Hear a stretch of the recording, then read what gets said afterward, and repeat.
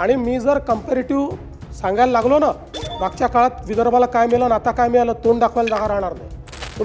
तुम्ही पहिल्यांदा निवडून आलेला आहात, त्यामुळे तुम्हाला या सभागृहाची शिस्तही माहिती नाही, या सभागृहाचा डिकोरमही माहिती नाही. अनेक लोकांनी शंकाही व्यक्त केली होती की आम्ही अनेक योजना सुरू केल्या, लाडकी बहीण योजना असेल, शेतकऱ्यांना मोफत विजेची योजना असेल. लोक म्हणायचे की निवडणुका झाल्या की या योजना बंद होतील. यातली कुठलीच योजना आम्ही बंद केलेली नाही. सर्व योजना सुरूच आहेत आणि पुढेही संपूर्ण 5 वर्ष आमच्या या सगळ्या योजना सुरूच राहतील, हे देखील या ठिकाणी मी सांगतो. आता आपण महाराष्ट्राचं एक विजन डॉक्युमेंट तयार केलेलं आहे आणि या विजन डॉक्युमेंटमध्ये 2047चा विकसित महाराष्ट्र कसा असेल या संदर्भातलं प्रत्येक विभागाचा रोडमॅप आपण तयार केलाय. त्यात 3 टप्पे आपण केले आहेत. 2030चा पहिला टप्पा, 2035चा दुसरा टप्पा आणि 2047चा तिसरा टप्पा. आणि मला विश्वास आहे की 2029-30च्या दरम्यान देशातली पहिली $1 ट्रिलियन इकॉनॉमी ही महाराष्ट्र असेल. त्या दृष्टीनं या ठिकाणी आपलं कार्य चाललंय. बसा, खाली बसा.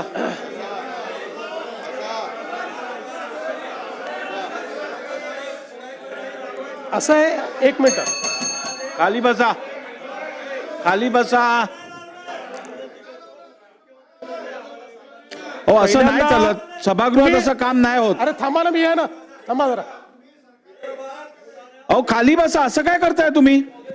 तुम्ही पहिल्यांदा निवडून आलेला आहात, त्यामुळे तुम्हाला या सभागृहाची शिस्तही माहिती नाही, या सभागृहाचा डिकोरमही माहिती नाही.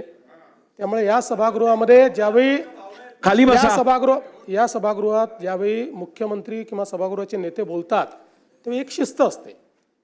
आणि मी जर कंपॅरेटिव्ह सांगायला लागलो ना, मागच्या काळात विदर्भाला काय मिळालं आणि आता काय मिळालं, तोंड दाखवायला जागा राहणार नाही. त्यामुळे प्रत्येक गोष्टीत राजकारण करायचं नाही, लक्षात ठेवा.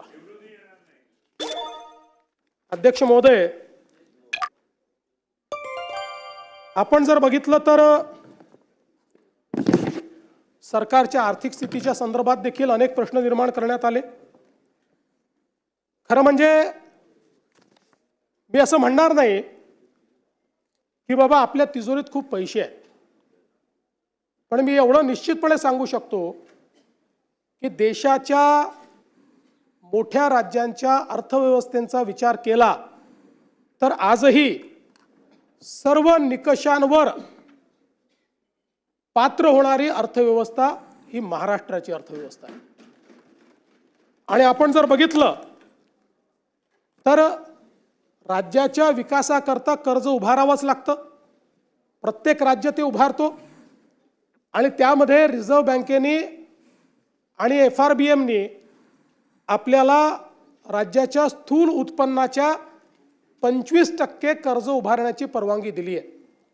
25%च्या वर जर आपण गेलो तर मात्र अर्थव्यवस्था कुठेतरी अडचणीत आली असा त्याचा अर्थ होतो. आपण 2025-26चे जे काही आपले अर्थसंकल्पीय अंदाज आहेत त्याचा आपण विचार केला आणि आतापर्यंत घेतलेल्या कर्जाचा विचार केला तर आपण एकूण स्थूल उत्पन्नाच्या 18.87% एवढंच त्या ठिकाणी कर्ज घेतलेलं आहे. 25%च्या मर्यादेपासून आपण पुष्कळ दूर आहोत. आणि एवढंच नाही तर देशामध्ये केवळ 3 राज्य आहेत की ज्या राज्यांचं हे दायित्व 20%च्या कमी आहेत. त्यातले एक गुजरात आहे, दुसरं ओरिसा आहे आणि तिसरं आपलं महाराष्ट्र आहे. हे सांगताना मला अतिशय आनंद होतोय. दुसरं असं आहे की राजकोषीय उत्तरदायित्वाच्या अंतर्गत आपण राजकोषीय तूट, फिस्कल डेफिसिट हे 3%च्या आतमध्ये ठेवणं गरजेचं आहे.